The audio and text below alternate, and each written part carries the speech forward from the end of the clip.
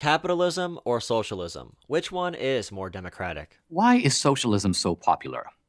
Less than 10 years ago, you couldn't refer to socialism in a positive way and hope to have a career in American politics. Socialism was referred to as the S word.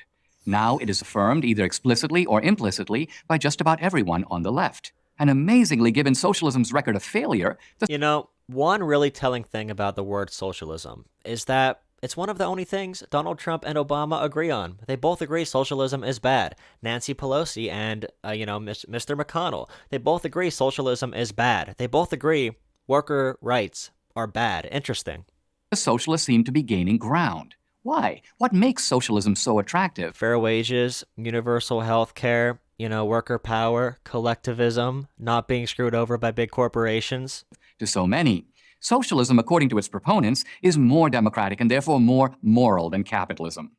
Leftist filmmaker Michael Moore explains it for us. Democratic socialism means everyone has a seat at the table and everybody gets a slice of the pie.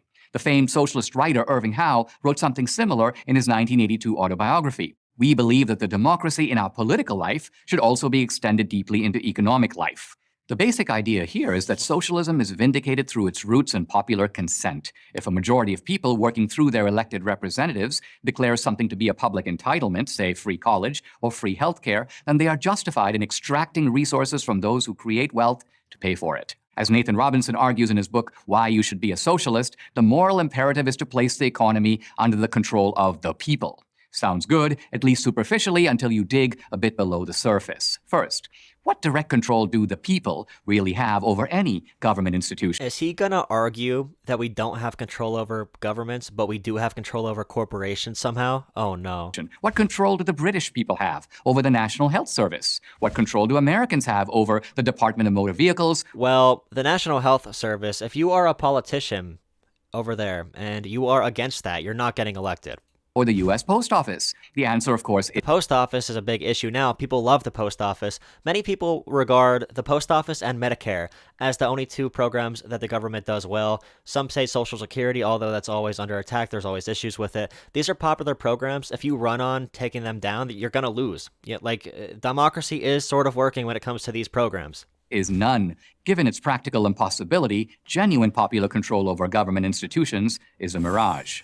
Second, what if 51% of Americans vote to confiscate the resources of a single person, say Bill Gates? Does that make it right? Under Yes. an authoritarian socialist government, a single dictator seizes the fruits of your labor. If there's one person who owns more capital than half of society, then that is authoritarianism. It would be liberating to free up that wealth. There's 4 levels of money, okay? Right away, the first level of money is survival. Can you eat? Basically. The second level is, can you rent a house? The third level is, can you comfortably buy your own house, buy a pool, and have a lot of good commodities? The fourth level of wealth, of money, becomes power. Once you have a certain amount of money, then you have enough power to control entire governments. No people can change that result. At that point, once one person has that power, we're not breaking that up. They can buy any politician they want. They can get the system to only work for them and to not work for the people at all. Everyone is against that. Under democratic socialism, a majority does. It's not just about billionaires being greedy. That's the issue. It's freedom. End result is the same. You've been robbed. The fundamental problem with democratic You've been robbed. That whole, temporarily embarrassed millionaire thing that Americans think they are. You've been robbed. Why should we punish success? So what Jeff Bezos makes more money than 250 million nurses, doctors, firefighters, police officers, teachers, cafeteria workers, janitors, social workers, children and youth workers. So what, he makes more money than all of them? They're coming for you if they want to tax the rich.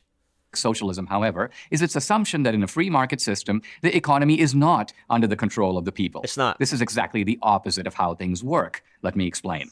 Each of us are not only citizens, we are also consumers. These are overlapping categories. Every citizen is a consumer, and every consumer is also a citizen. The consumer, like the citizen, Is he gonna say consumers have direct control over corporations through which products they decide to buy? voter. As citizens, we vote once every 2 or 4 years. As consumers, we vote many times a day. The citizen votes with a ballot, which costs him nothing except the inconvenience of going to the polls. The consumer votes with his money, which costs him a lot, Yep. all the time and effort he put in to earn that money.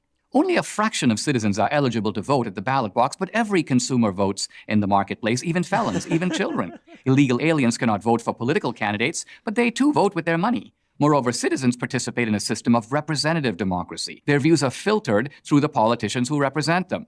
Consumers, by contrast, vote in a system of direct democracy. The politicians that represent them are controlled by the money in this system. And by the way, when he says you vote with your money, just because you don't have capitalism or you don't support capitalism doesn't mean you don't support markets. You can support markets without supporting exploitation, without supporting a degradation of union and worker rights. You can support markets. That's what he's talking about. And it's a complete fallacy that people actually are able to vote with their money. If you make $40,000 a year, no corporation gives a shit if you buy Twinkies instead of Klondike bars when you're at Walmart or whatever. I don't know what he's talking about. You don't have a choice which electricity company you buy from, which insurance company you buy from. All these things are basically monopolies at this point in American history, at this point in this level of capitalism. And no one is breaking up any monopoly. There's 5 media companies, it might be 4 now, that control everything we read, everything we watch, everything we hear. We have no control in this system whatsoever. If you prefer an Audi to a Lexus or the Apple iPhone to the Samsung Galaxy, you don't have to elect some other guy to exercise. And nothing about choosing a Lexus or a Ford or a Mercury or that's not a company anymore, or a Mercedes or whatever. Nothing about that has anything to do with freedom in a democratic system where your rights are being constantly taken from you, where you cannot accumulate wealth, where one person owns more wealth than 250 million people combined. Nothing about this is even making a point to what he's trying to prove. Preferences, you do it directly yourself by paying for them. Here we see the secret of how those billionaires like Jeff Bezos got so rich. We made them rich. The inequality that socialists complain about is the result of popular mandate. Want fewer billionaires? Stop buying their stuff. Free markets work not through greed or exploitation, but by satisfying our wants. And the most successful entrepreneurs are those who anticipate our wants even before we have them. No one wrote Steve Jobs. There's a long track history of corporations lying to people when it comes to lead. They used to tell people lead was good. Lead in toys, you know, the paint on the toys, lead in gasoline, and guess what? Now like 90% of mental illness, that's hyperbole, but so much mental illness is caused by lead in the pipes and lead everywhere. When it came to smoking, corporations lied about that. When it came to climate change, all these oil companies lied about that. You think people have a choice of what oil company they buy from? Are you kidding me? What kind of idiot do you have to be to believe this shit? Asking him to make a phone that took pictures, allowed people to text messages, and listen to music. He conceived it and built it before we knew we could. These things, if you're talking about freedom, the iPhone did not make anyone more free. Live without it. Market economies involve a level of popular participation. Remember, you can have markets without capitalism. Democratic consent that politics can only envy. We don't need to extend democracy from the political to the economic sphere. We already have it. Like, hey, we can have a system where people can be so crazy successful, but they cannot own our government. Imagine a system like that. You can have all this shit he's talking about and have what we're talking about at the same exact time. It's not exclusive. We don't have to make people suffer for this dumb dream he thinks he knows what he's talking about. We can have a system that actually works with what he's talking about, but he doesn't understand his own message here. And the moral grounding of free markets, just like that of our political system, is in the will of the people. In the latter case, a will expressed only on election day. In the former case, a will expressed deliberately, emphatically, constantly. We don't need socialism because we already have something more moral and more democratic. It's called capitalism. I'm Dinesh D'Souza for Prager University. All right. He literally went through that entire thing without talking about the concept of freedom, positive freedom, negative freedom, freedom from government, freedom provided by government. He didn't talk about that once. All he talked about is how you get to choose what cereal brand you buy when you go shopping at Walmart, or you get to choose which, if you go to Turkey Hill, or if you go to another place to get gas for your car, or if you decide to buy a Ford instead of a Honda. Those are the decisions he is talking about us making. Buying from Amazon or Walmart. Of course people are going to buy from the monopoly, because monopolies, by nature, they control everything. Therefore, they have no competition. Therefore, they have a big company with the means to produce things Big companies can produce things. That's what's good about monopolies. If there is something good about them, it drives the cost down of anything that you produce. So they can sell everything cheaper, no competition, no cost to produce things. They can drive everyone else out of business, and then they could do what Facebook does, what Amazon does, what Google does, and buy up a bunch of small companies. And you turn around tomorrow, and guess what? Facebook owns every single place you can talk to people online, every single social media platform. Net neutrality's gone. All this freedom is going to be stripped from us. Nothing he talked about was anything about freedom. He was talking about the good qualities of markets, iPhones or whatever. But even when he talked about iPhones, that didn't make us more free. It just made more slavery happen overseas when they mine the precious metals to make the phones. We don't need capitalism. I don't really care about the capitalism socialism debate, but it's such a bullshit point to say what he's saying. We don't need capitalism for a functioning market to take place where you are rewarded for good ideas. It's not like people like Bernie Sanders are advocating to decommodify the entire economy. He's asking for simple, social, democratic measures that provide more social mobility for people, don't let as many people die from poverty, and give everyone more of an even chance to succeed.